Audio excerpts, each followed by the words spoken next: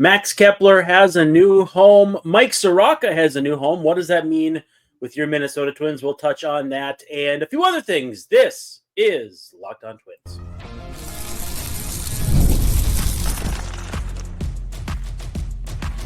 You are Locked On Twins, your daily Minnesota Twins podcast. Part of the Locked On Podcast Network, your team every day. Well, hello again and welcome back to Locked On Twins. I'm your host, Brandon Warren. You can unfollow me on the tweets at Brandon_WARNE. Follow me on the Skeets. You can see actually my Skeets deets on the screen here at warren.bsky.social. And joining me, as he often does, is Mr. Dave Brown. You can follow him on the tweets at AnswerDaveBrown, on the Skeets at answerdave.bsky.social. Dave, what do you think? I added those to the bottom of the screen. I think they actually look all right. Yeah, they do. Now all I have to do is start posting on Bluesky, and it'll be worth it all. Yeah, I fixed the glitch that was messing with mine, and that's all the further we need to go with that. Thank you for making Locked On Twins your first listen every day. We're free and available wherever you get your podcasts, as well as on YouTube, because as part of the Locked On Podcast Network, we're your team every day. Love to hear from you in the comments. If you're watching us on the YouTube premiere, or if you're watching us after the fact, leave us a comment, drop us a line, all that fun stuff. Again, too, in the holiday spirit, if you leave us a 5-star review and hit subscribe on YouTube and send me proof of that on the socials, I will send you a care package of some sports cards. I just sent off my most recent one, and I had a double of the Ken Griffey card that I sent to your lovely daughter, Dave. So we've had a few of those go out. And if you, instead of wanting to subscribe, well, I still want you to subscribe, but I'd still encourage you to give us a 5-star review. But if you show me your Spotify Wrapped for 2024 and Locked On Twins is on it, that will also suffice. And I'll tell you what, I'll send you extras if you show me all 3 of those things. So ball's in your court, right? Anyway, today's episode is brought to you by the college football playoff, which it's hard to believe is here in that holiday season, in that football bowl season, and you don't want to miss a moment of the action. The college football playoff is presented by Allstate, and it begins with 4 first-round games, December 20th and 21st on ESPN, ABC, TNT, and Max. So lots of options, lots of games to check out coming up here. Obviously, the playoff has continued to expand like some other things in my life here in the last few years. But, yeah, should be fun to see who they crown as national championship. I've got DePaul taking it all, by the way. You have DePaul? Okay. I've got DePaul taking I have Northwestern, and not the Northwestern in Chicago, but the one I went to college at. For a brief second there on my Twitter bio, I had, yes, I went to Northwestern, parentheses, do not ask me which one. So I would have guessed Louisiana, but yeah, that would have been wrong. I'm not in the mood to correct anybody. So now today's fine copy editor you'd make. Yeah, sure. Now today's episode, we got a few different Twins related or Twins adjacent subjects to get to. Mike Soroka signing with the Nationals, $9 million. We'll talk about that and what that has to do with the Twins, because it's not just that he pitched for the White Sox last year. A little more to it than that. Also, makes you wonder if Chris Paddack could be on the move based on that salary. So we'll dive into that. Max Kepler finds a home. I also saw that Gio Urshela found a home, so that's pretty cool. And I want people to stop talking about a Pablo Lopez trade. Now, we'll dive into where the source of those rumors is and why they need to stop. But that'll be a little bit later. Mike Soroka getting $9 million from the Nationals initially. Now, I've seen Mike Soroka's numbers, especially his splits. So I'm aware of how his season hinged on him becoming a reliever down the stretch. Feels weird to call what the White Sox did down the stretch a stretch run, but I guess technically it's true. But $9 million. Initially, I was just like, yeah, that's a lot of money. Didn't he have just a horrible year? 0.4 Fangraphs WAR, an ERA bordering on 5 walks per 9. Did strike some people out, but that only goes so far. What were your initial thoughts when you saw that Mike Soroka was getting that much on a 1-year deal? I was a little bit surprised. I remember that he, got off to he's had just some really bad luck and some major injuries, and it's taken him years basically to get right. I mean, he made 3 starts in 2020. He did not make any appearances in 21 or 22 because of injury. He was in AAA most of the year in 23 with the Braves and made 6 starts with them, on and off. Not very much, not very good. He was not very good with the White Sox until they put him in the bullpen. So, but the White Sox, it's hard to, you never with the White Sox. You kind of the default is to blame them for whatever happened, no matter what it was. So there must have been something that the Nationals saw in Soroka's. Maybe it was his bullpen. Maybe it was just the general progress that he made from the start of the season. It was surprising to see $9 million, but the Nationals made noises at the end of the year and at the beginning of the player transfer window period. That's not what it's called in the Major League. They were going to sign some guys, and they didn't really. So they have money to spend, and they have chances to take. So, and we do have to remember that $9 million,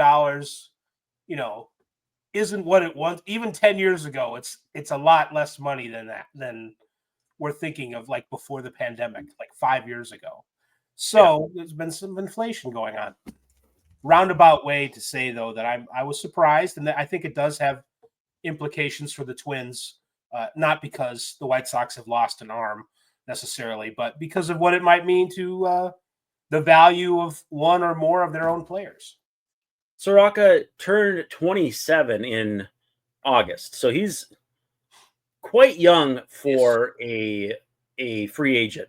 And 1-year deal, again, comes down to not only he didn't pitch that well last year, but if you're like Soroka and you want to have one good year and then get paid, there's not a lot of benefit to saying, hey, I'll sign for 2 or 3 years, because if you pitch poorly, you're guaranteed those next 2 years of salary. But the upside of if he pitches well for 1 year with the Nationals, I don't know how their park played last year, but it's played bigger at times, so it could be a decent landing spot for him.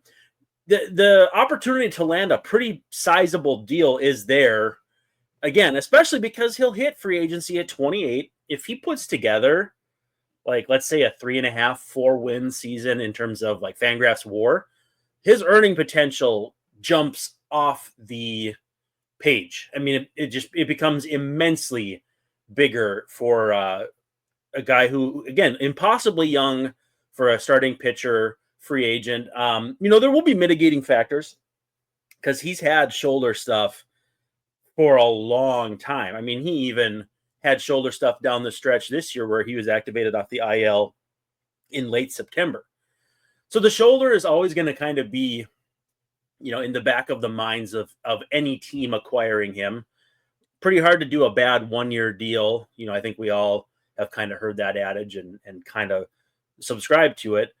But with that said, it still struck me as interesting that he landed with the Nationals. And at the same time, too, though, it made me encouraged that maybe the Twins could actually get something for Chris Paddack if they choose to trade him this offseason. Now, a couple different things at play there. And I do want to get into Mike Soroka's splits this last year, because he was a drastically different pitcher after he was moved to the bullpen, which is not where the Nationals are going to use him. So I don't know how much of the statistical change will be applicable, but let's do this. Let's take our first break, and then when we come back, we'll unpack this Soroka signing in context of Chris Paddack, and if the Twins opt to deal him or shop him around like we think they will, how different does that trade market look now than we might have thought it was, at the end of the season when we were thinking about off-season stuff. So we'll do that We'll take a quick break, and then when we come back, it'll be more Soroka talk and how that applies to Chris Paddack and the Twins. Are you rocking with FanDuel yet? Because if you're not, now is the perfect time, because you can get ready to tackle the NFL action with FanDuel, America's #1 sportsbook. Because right now, new customers can bet $5 and get $150 in bonus bets if that $5 bet hits. The FanDuel Sportsbook app gives you everything you need to place live bets on the NFL all in one place. So when you get a hunch in the middle of a game, you can check out the latest stats, view live play-by-play, and so much more on the same page where you place your bets. Visit FanDuel.com to join today. Check out that FanDuel app. Again, you'll get started with $150 in bonus bets if you win your first $5 bet. That's FanDuel.com. Never waste a hunch and make every moment more with FanDuel, an official sportsbook partner of the NFL. All right, we are rocking with Mike Soroka and Chris Paddack and Dave Brown.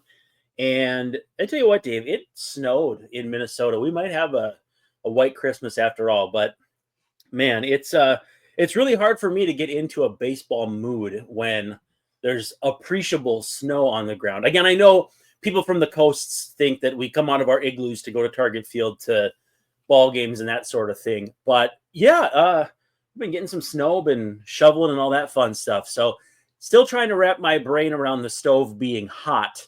Also, too, I mean, for the Twins, it hasn't been. But this Soroka move makes me think that there could be a chance that Paddack brings back not just salary relief, but maybe something useful. What was your thought about this beforehand, and has this signing with the Nationals for Mike Soroka changed your mind, or maybe nudged you in another direction? Yeah, I think that's where the amount in the context of $9 million for a guy who, it's been 5 years since he's pitched 175 innings or whatever that was. He was very good. He's got his injuries he's had shoulder issues, but the really big injuries Soroka's had have been leg injuries, have been Achilles. I think it's Achilles. That's, his leg injuries have been the ones that have been really keeping him out of action, and not, like the rookie of the year candidate that he was as a kid, basically. He broke in at 20. You mentioned that he's his age. He's still a youngster. So there is that. And Paddack isn't an old dude either, by any stretch of the imagination. But and his salary is $7.5 million, and he's 28 going on 29, so he's a little older. But it makes me think that there would be some kind of market for him. Although the fact that it's the Nationals, and they're a strange team, how they approach things. I'm not really sure how to take it. It's like, was there a market for Soroka beyond the Nationals? I don't know. Are they bidding against themselves? This is one of those where it might come out later. Like it turns out, yeah, they were. But if they weren't, you would think that the Twins would be able to move Chris Paddack for something pretty valuable, making $7.5 million. He's not listed as one of the starters in the Twins depth chart at Roster Resource. They don't have Festa or Zebi in the rotation. So, but I could see them easily, both of them, either of them beating him out. So I don't know if it'll come to that. I think it does open up the possibilities. Maybe Derek Falvey will take a phone call, and it won't be for Pablo Lopez. It'll be for Mr. Chris Paddack. Yeah, I kind of tongue in cheek, but not really, said that Chris Paddack's going to fly off the shelves like Furby in 1998. And a friend on Twitter reached out, and I wouldn't say corrected me or admonished me, but said, well, not exactly a great comparison, because the Nationals would rather have a free agent rather than giving up a prospect for Paddack. And I was like, well, yeah, but it's also not comparable in the sense that Soroka has not been a good starter in, let's see, 2 presidential administrations. I mean, well, 1 full administration ago. I think that matters. I think that's part of the deal. It's not that you would necessarily be certain that Chris Paddack is going to be good. However, he's a year further removed from Tommy John surgery, one of the more predictable recovery surgeries for a pitcher that's that serious. So I don't know. I don't know how applicable that is. And your Nationals point where it's like, yeah, were they kind of like the Orioles with Chris Davis a few years ago, where it was like, who else was signing Chris Davis to an 8-year deal? Nobody but the Orioles, So I think it's an interesting way to look at it. I also think there's a weird catch-22 here, though, because if you trade Paddack, are you conceding that you probably do still need to add another arm, or are you going to rely on the kids? And if you add another arm, how are you doing it in a trade when you set the market for Paddack at prices that you're willing to pay for a better pitcher? You know what I mean? Like there's a few different dynamics at play here where it's like, are you maybe just better off sticking with Paddack unless you get a decent prospect for Paddack, but trade really good prospects for a starter who's either cheaper earlier in their timeline in terms of the salary structure, that sort of thing. It's kind of processing that. And I'm like, yeah, that's kind of a tough road to navigate because, again, these self-imposed salary restrictions have made this offseason, one, entirely dull, and two, so precarious. It's like playing Jenga. If you take this piece from here, Chris Paddack, and put him the acquisition up here, and then take the next acquisition here, and you're kind of moving things around. At what point have you maneuvered your way into a worse team at a similar payroll? You know what I mean? Yeah. It depends on your trading style as a GM. There are some teams, right. The Padres come to mind for some reason, where they will make a bunch of trades and then the roster's a little different and they'll move on from there. And they sort of trade their way in and out of different looking rosters. So it's, you kind of have to have, if you don't have the deals actually lined up, you have to have some contingency plans down the road where if you trade Paddack, that knocks down this domino or that domino. And then maybe 2 moves later, you sort of circle back and backfill the rotation if you don't feel like Zebby and Festa are the guys for the back end of the rotation for whatever reason. So I think if you just if you don't look at it too conservatively, like, well, this Paddack deal, man, it's our one shot to get that right-handed hitting outfielder that we want, and there's no other way that's going to happen. And so if you think you're only going to make one trade, or if you've persuaded yourself, then maybe you do walk into a dead end. But I think if you keep an open mind and maybe plan on making 3 or 4 moves, you can sort of circle back to it later and not worry about it. The Soroka contract, $9 million, putting his name, no matter who was bidding against him, the Nationals for him. What it does to me, it's when Falvey goes to these other teams or they come to him with trade offers and they see Paddack's salary at $7.5 million, they go, well, the Nationals are giving Soroka 9, so it gives us some context for what a guy might be worth. So I don't think it's I don't necessarily agree with that person that shushed you on the comparison. I think it just you see Soroka with a $9 million price tag, then somebody wants him. You see Paddack with a $7.5 million price tag, maybe somebody will want him because they see comparable pitchers around the league. I mean, Soroka had a 4.74 ERA, Paddack 4.99. If you're looking at surface level stuff, you're like, well, Soroka was just as good. He had more strikeouts. Well, here's where the rubber meets the road. Soroka in the bullpen had an 0-5 record as a starter, 0-5 record. That's where the similarities end, and we don't care about pitcher records in these parts. As a starter, 6.39 in 9 starts. As a reliever, 2.75 in 16 appearances. Those 16 appearances spanned 36 innings, so it wasn't like he shifted to a 1-inning role. In fact, averaged more than 2 innings per appearance out of the bullpen. So there is some thought that maybe, you dial it back to an inning or 2 and maybe you can nudge your way out from there. I don't know if that is the case. But again, when you're rebuilding somebody like that from the ground up, quite literally, between the Achilles and the thoracic outlet, two very, very serious injuries by themselves, there is potential that the White Sox path with Soroka will benefit someone else on this end of the deal, whether it's the Nationals or if the Nationals trade him at the deadline to someone else or whoever signs him next. But in 43 and 2/3 innings as a starter, 24 strikeouts, 24 walks. You don't need me to tell you that's not very good. 4.95 strikeouts per nine, 856 OPS against, 151 walks and hits per innings pitched. In the bullpen, 60 strikeouts in 36 innings, which jumps off the screen. 20 walks, still high. So 3 strikeouts per walk, 15 strikeouts per 9 innings, still 5 walks per 9, but a 594 OPS against, which takes into consideration those walks in the OBP. There's something to work with here. Again, I'm still not sure if you can say A plus B equals C, as in A, he had trouble starting, B, move him to the bullpen, figures things out there, C, can go back to starting.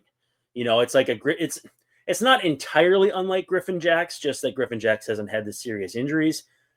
But if there's something there, first of all, I still worry about the command/control with 5 walks per 9, even out of the bullpen, to how that'll work as a starter. And again, the Nationals can afford to take that gamble, both in terms of money, rotation space, and if he flames out, they throw him in the bullpen. And now there's a track record saying he can pitch out of the bullpen. You can still trade him in July if you're the Nationals, if you put him in the bullpen in the middle of June and you get a month of decent work out of him. So I understand where the Nationals are coming from here. I'm not positive that there's a good starter in here, but it's a shrewd move from the sense of he's young, and if any of this relief stuff can transfer over to him being a starter, there's certainly a benefit for the Nationals, whoever they trade him to, if they take that route, and of course Soroka as a free agent 1 year from now. Well, the Twins, they don't have to wait for if the comparisons to bear fruit during the regular season. I think right now what we're looking at is a young pitcher in their late 20s, coming off an injury. How's the stuff looking? The salaries are similar. I think that's where the Twins are probably looking at, if they're looking to move Paddack, it's before the season starts, before we see exactly what it is the rest of the league has with Soroka. So I think that's where the comparisons and the similarities maybe they could take advantage of. Don't wait for him to fail. Don't wait for the rest of the league to fail. Jump on a trade before you start playing for real, and maybe you can get something for your guy if you want to move him. Yeah, not just what the Nationals have in Soroka, but what the Twins have in Paddack at this point. Yeah. So again, a year further, we'll see where he is, and will it make sense for the Twins to let someone else take that risk or not? I mean, I guess we'll find out. Let's take our last break, and then when we come back, we got a lot of ground to cover and not a lot of time, which sounds familiar. The World Series, the Super Bowl, the Olympics, the world's top athletes get to play in these top-level sporting events thanks to one thing: teamwork. And teamwork can also protect your financial legacy and your family's future. SelectQuote's licensed insurance agents are the perfect teammates when shopping for customized, affordable life insurance. They can find you the right policy to keep your financial legacy safely in your family's end zone. I know I want to keep my family's finances all in line. I have 2 younger children. I have a home that I own. I have vehicles. I want to make sure that that's all taken care of. And that's where SelectQuote comes into play, because it's one of America's leading insurance brokers with nearly 40 years of experience helping over 2 million customers find over $700 billion in coverage since 1985. Get the right life insurance for you for less at SelectQuote.com/lockedon. Go to SelectQuote.com/lockedon today to get started. That's SelectQuote.com/lockedon.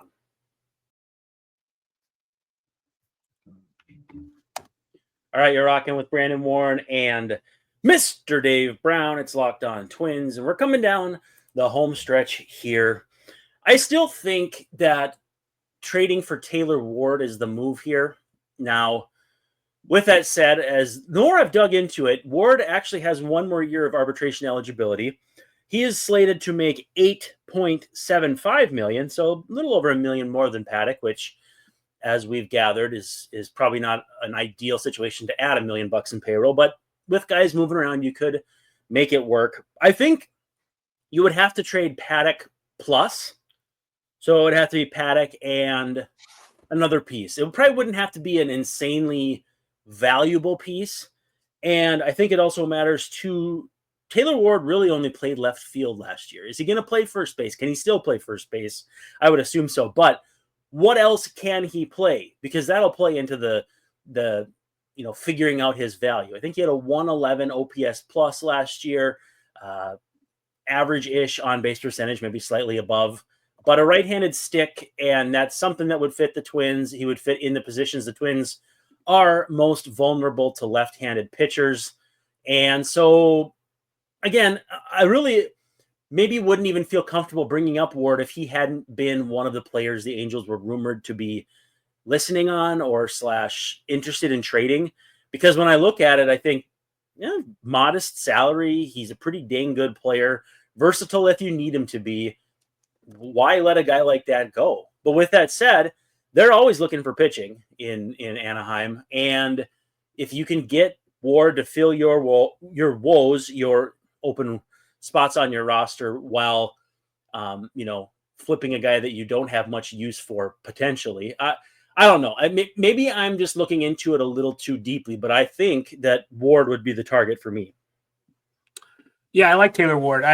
You never know what the Angels are going to do because they, Ward's name has been in the trade rags for. They're the AL Rockies, is what my assertion is. Yeah. My assertion is. Right. But then, then they go out and they sign a bunch of free agents. They're trying to compete. Right. So maybe Ward is a way to get some resources in the back end to backfill that way, because I don't know how good the Angels farm system is. Probably not very good. Probably not. So that could be it. Or, he helps them. I mean, it's funny to me, they had Ohtani, they had Trout. They didn't really come close to making the playoffs. I don't know how, even with the players that they've added, the Angels can say they're going to be competitive for. I mean, the AL West is not. It only helps that the West is getting weaker. That's basically it. It was weaker last year with the. It was, but I have a feeling the Rangers are going to jump back and. Yeah, I agree.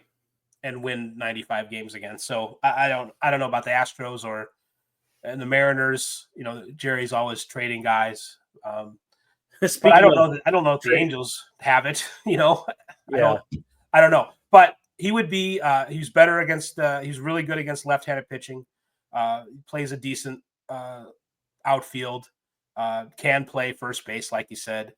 I don't know if he's like a adept glove man like Carlos Santana, but right. You could put him out there. He's a guy that could help them for the Twins for sure. And I don't know what it would cost in a deal. Perhaps I don't know if they're looking at Paddack, but yeah. Where it gets interesting too is, do you want to commit to a first baseman who's going to want to play pretty much every day like Carlos Santana, or do you have add Ward in there, who is a difference-making player, but you don't have to shoehorn him into one spot? So, like, if things go well with Jose Miranda, you can play Ward in left or whatever against lefties and DH and move him around. Do you want to have more of like another? Because we talked about, it doesn't make sense to add another fifth starter, right? You have a lot of those, right?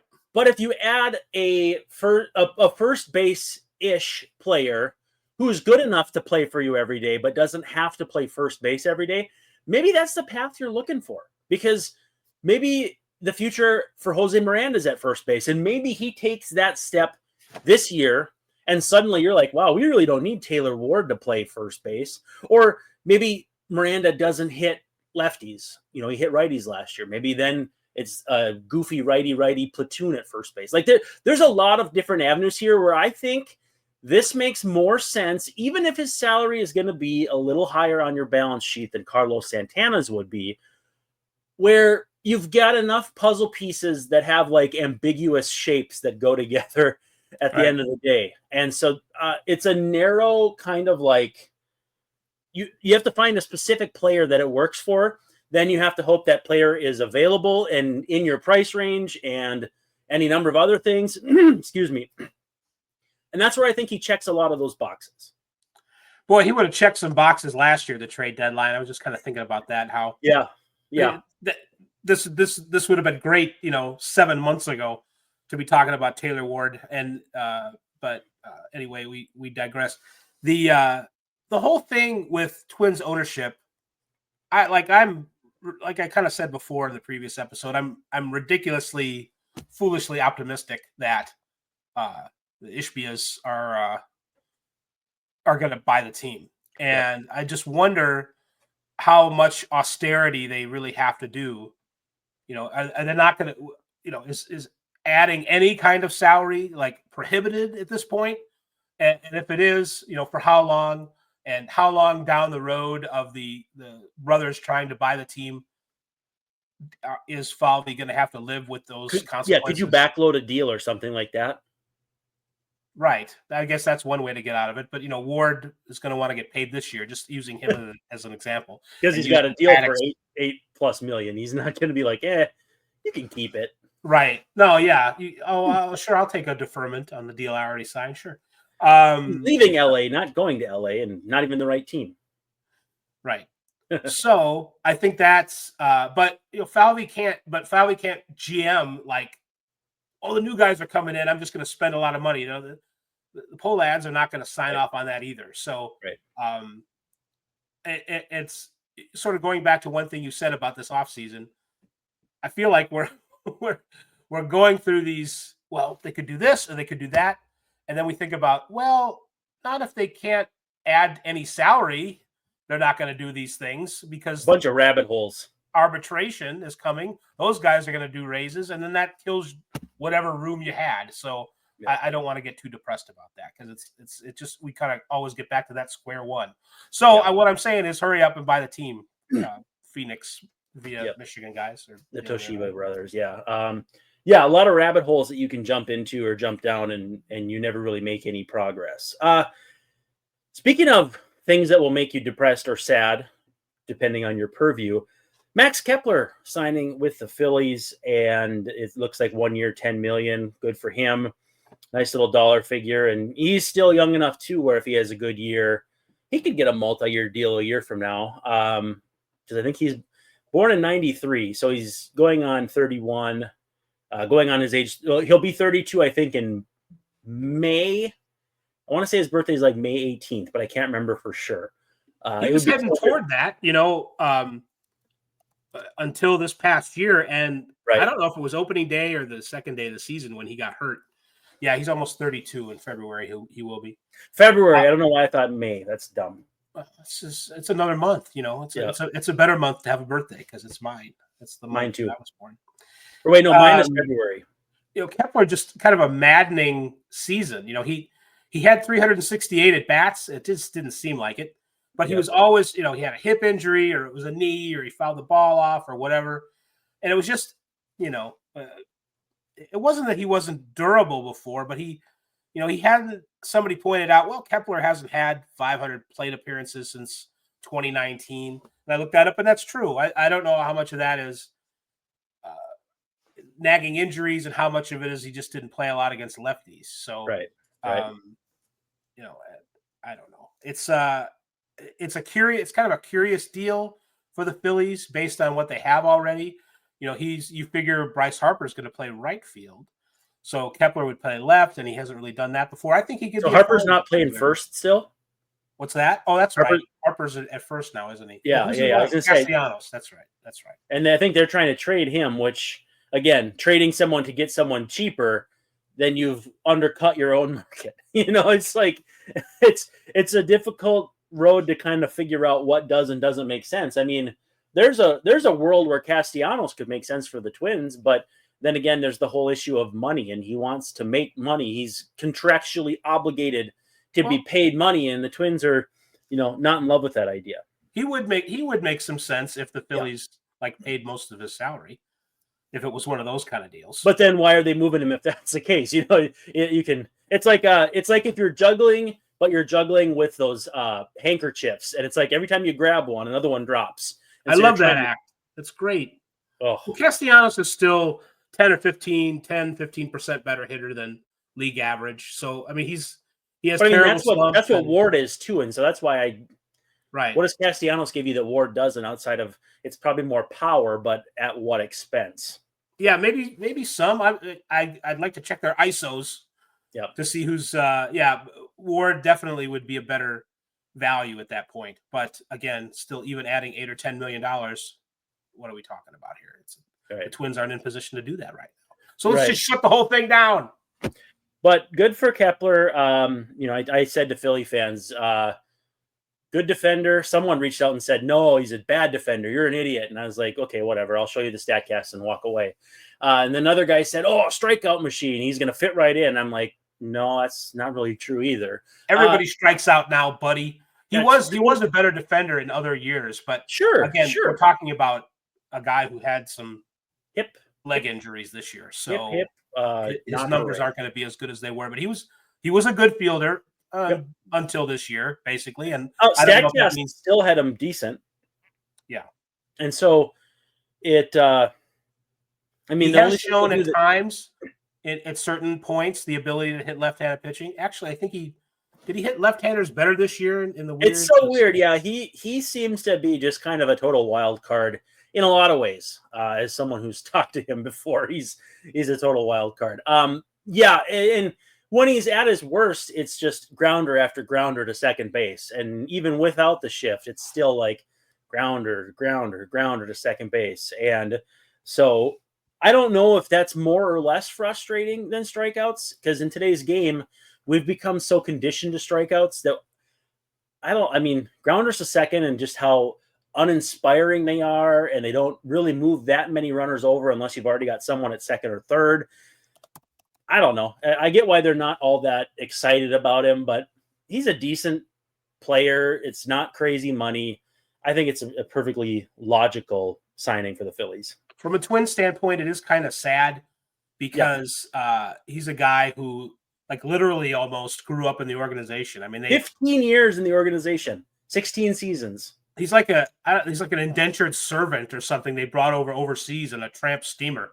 They found him playing baseball in some backyard in Eastern Europe and brought him over. And I didn't speak the language when they came here. And no, he's not like that. But he speaks like 3 languages now. So he's German, Polish, Twins.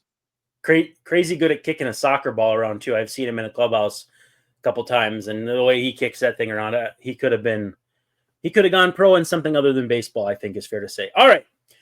Rumor mongering. I want to get to the bottom of this here in the last couple minutes. Jeff Passan wrote an opus that came out earlier in the day, basically putting the temperature check on all the different aspects of the offseason: trades, infielders, outfielders, pitchers, et cetera, et cetera. And he said this: same with Carlos Correa, which just means same as the Mariners getting calls on Luis Castillo. Twins on Correa owed $128 million over the last 4 years of his deal with Minnesota. The Twins have listened on right-hander Pablo Lopez, and if free agent pitching prices remain stratospheric, perhaps they'll go beyond the listening stage. That led to a couple of quote tweets of people who knew what they were doing.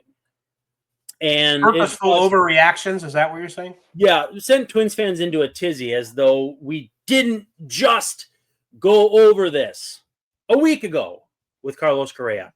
The Twins are not going to trade Pablo Lopez unless it is an absolutely bananas trade where they're getting back some Savannah bananas.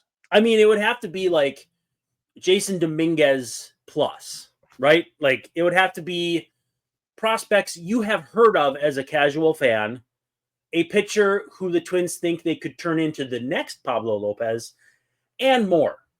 because of where Lopez's deal is in terms of what everyone else is making, if they trade Pablo Lopez, it will not be just to get rid of his salary.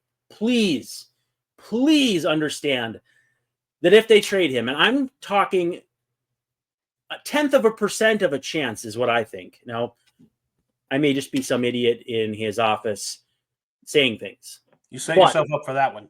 Right. But yeah, he's not going anywhere unless it's crazy value. The kind of players that the Twins would want for Pablo Lopez are the kind of players that are not going to be traded right now. It'd be the Orioles. It would be the Orioles. Right. It would be one of their uber super duper prospects and, pitcher who is interesting, and then a couple other lower level prospects to get the conversation started. I'm not saying interesting about the Orioles on pitcher list in the last couple of days. I guess, okay, this is a week ago. Yeah. Ben Palmer writes, source, Orioles GM unwilling to spend despite green light from owner. So David Rubenstein, the relatively new owner of the Orioles, has wanted to add salary. But Mike Elias, the GM, it's kind of funny, this article, go to Pitcher List. Ben Palmer wrote it. It's a good article. It's a really good article, and it's like it's everything that people have been saying about the Orioles that they didn't necessarily have any evidence of. It's like, yeah, it looks like Mike Elias is trying to prove a point or something by never trading any prospects. I mean, he's traded some. He's made a couple of really bad trades, actually, with prospects. But great trade, Elias. Yes. But it's almost, it even says this, the vision for the Orioles, which the source described as a vanity project for Elias, is to build a team that serves as the antithesis to teams like the Yankees and Dodgers. Of course, the Dodgers build rosters every which way. They don't just go out and spend $700 million on Shohei Ohtani. If you look at their team, you'll know that that's true. They draft well, and they spend money in other ways, not just on free agent salary. So, but my point is to bring it back to the Twins here. That's where the trade would come from. The Pablo Lopez for really good prospects kind of deal, like Kobe Mayo. And it's not coming because Mike Elias of the Orioles is not interested in doing deals like that, as he's kind of shown us time after time. So I'm not saying there's nothing to worry about, but you don't need to go over your skis on Pablo Lopez being traded. It's very unlikely. If you get a trade of Pablo Lopez, it's Kobe Mayo as the headliner, unless the Orioles want to trade Westberg or any other guy that's made the big leagues. Mayo's the number one guy. You're probably talking Mayo, McDermott, and a couple other guys. It would be a trade that maybe fans wouldn't appreciate because they wouldn't know much about the prospects. Mayo's the number one prospect after all these graduations in Baltimore. Kind of a corner guy, might be an outfielder, but can really hit. Didn't show it in a brief cameo this year, but he can really hit. And what if Foley calls the Orioles and they say, hold the Mayo? Then send me Jackson Holiday, Jordan Westberg. I don't care. I mean, I'm not Gunnar Henderson. Yeah, Gunnar Henderson. No, I'm kidding. I think if you want to send over, Red Rover, send Mayo right over. That might be what I would need to start listening. It would be a miracle if somebody whipped that up in a trade. I'll tell you that right now. Wow. Is there anything else that can be said? Congrats to Gio Urshela for landing a 1-year deal with the A's. Boy, they're signing everybody. Yeah. In a way. I don't know. I mean, I say congrats because it's a job, and the A's could be decent, but you got to live in West Sacramento, though. I mean, I've never lived in West Sacramento, but the phrase just doesn't grab me. No. Well, what will grab you is another episode of Locked On Twins here before the weekend. We're going to do some more of our little free agency forays back. But we're still about 10, 12 years back. So we've got quite a bit of meat still on the bone here if the Twins continue to do nothing in the offseason. But fun to catch up with Castellano. What do you mean nothing? Yeah. I like Iverson Castellano, but I don't think that's not a needle mover for me. Well, anyway, we've gone on long enough. He's Dave Brown. I'm Brandon Warren. I think I said that right. And you've been locked into Locked On Twins with us. We appreciate it greatly, and we'll see ya tomorrow night.